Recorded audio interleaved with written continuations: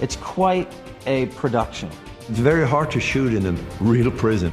This is an old place. There's a lot of prison history here. But the actors actually worked in this 3.5-foot distance between the bed and the wall to get a light into somebody's eyes, along with the cameras and the people and the sound man and the boom, is almost a geometric problem.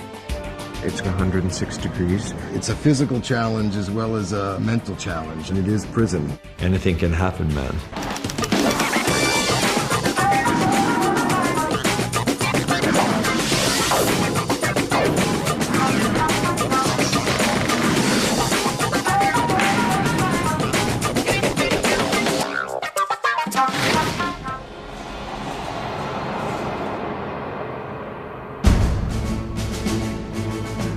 Prison Break is a story about two brothers, one of whom is in prison on death row. The only way to get him out of prison is to break him out. I find it incumbent that you see the inside of a prison cell, Mr. Schofield. Michael gets himself thrown into the same prison to help his older brother escape. Once we got the green light for this, the first order of business was finding where we were going to shoot. We wanted the prison, obviously, to have a character of its own. Joliet has 150 years of grim, gritty authenticity to offer up, which you simply could not replicate on a soundstage in Burbank. This prison only shut down a couple years ago. You know, set designer can do really wonderful things, but when you get in something that's real, you can feel it. They shot some stuff right here in John Wayne Gacy's cell. That's not a set. This is not fake anything. It becomes like an asylum. It becomes like a nut house. The heat is just oppressive in there for us. There's no air conditioning. It's hot here. It's about 100 degrees outside, and you go into one of those cell blocks, and it is stiflingly hot. We had someone pass out on the first day because it was 106 degrees. It was really sobering. Open it up on 40. Scene 50 is a very simple scene, but I think it speaks to a lot of what's going on plot-wise. Michael starts to test the new tool that he got in the preceding episode that's going to unlock the wash basin that's eventually going to be his way out of the cell. Open on 40. Officer Bellick, who has it out for Michael's character, is in fact on his way to the cell, and if he finds that one screw on the floor, the whole plan goes, down the crapper. Haywire, get in here. And he's there to introduce Haywire. My new cellmate is fresh from the psych ward. Immediately when you look at this man in his eyes, you know that there's no possible way you'll ever be able to communicate with him. Obviously, he's not going to enlist Haywire because this is not the kind of guy you want to be in the tunnel with when you're getting out. But there's a quandary there, which is if you don't enlist him, when the heck do you dig? And we realize that Hero has now got a challenge that's probably insurmountable. I like a lot of cameras because I think there's things that the audience needs to see that's not necessarily written. Somebody's hands are nervous. Somebody is trying to hide something. The way somebody looks or glances. Everyone's pinched in there pretty darn tight. You were often elbow to elbow with your neighbors trying to film complicated scenes. It's hard to shoot small places in small places. It's brutal. You can only fit 2 people and maybe 1 camera and an operator, and it's very hard to shoot.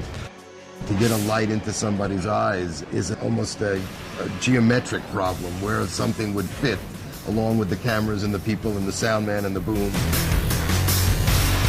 We've built a cell with removable walls. When we need to get a certain camera angle, we can take 1 wall or 2 walls out and be able to shoot around. If you have to shoot this way, they'll move a wall and you'll shoot this in one direction, and then they'll have to shoot in the other direction, so they have to put the wall back in that they were just shooting through. I've tried not to take the walls out where I can. We did take out the back wall so the camera had some space, but the actors actually worked in this 3.5-foot distance between the bed and the wall, and the bar is closed. You see me with a book, and yet I've got a makeshift Allen wrench. Open on 40. He hears that they're opening his cell. We do a light cue, which basically blasts, several lights around the prison, but one in particular that hits the wall in his cell, so that at the moment of almost being caught, there's a visual jarring moment as well. Schofield! I chose to take the liberty and make the light in his cell very moody. We've kept shots tight and confined by virtue of the size of these cells. Close it up on 40! We decided to condense the scene, collectively as a group. The scene used to be carried by Haywire's dialogue. We had scripted it that he comes in and they have a very long conversation. I don't want to see this, I don't want to hear that, and I don't sleep. At this point in the series, we'll have already encountered a number of players in the prison. Heard you were D.B. Cooper. It's better for me to owe you one in here than it is for you to owe me one. A lot of things are running through me in this prison. I'm pretty powerful inside here. They come at me, John. I'm coming after you. I doubt it. And there have been a number of conversations about, okay, we have an antagonism here between us.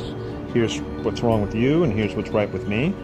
And so it felt a little bit the same to us. And what we thought would be far more unsettling would be not a character who's going to threaten him or anything like that, but rather the character that says nothing. Open on 40! Schofield! Found you a new cellie. As luck would have it, I found him in a psych ward. You were the only guy with an empty tray, so... Psych ward. You got a problem with that? Because if you do, please, feel free to drop it in my suggestion box here. Well, I'm proud of the way it looks, I don't feel like I've compromised what I would be doing in a feature film. Haywire, get in here! Each scene to me is like a story. Every scene sort of has a beginning, a middle, and an end. And there's all sorts of good stuff that happens in there, and how much you're allowed to tap in the details is sort of the beauty of this show. Close it up on 40!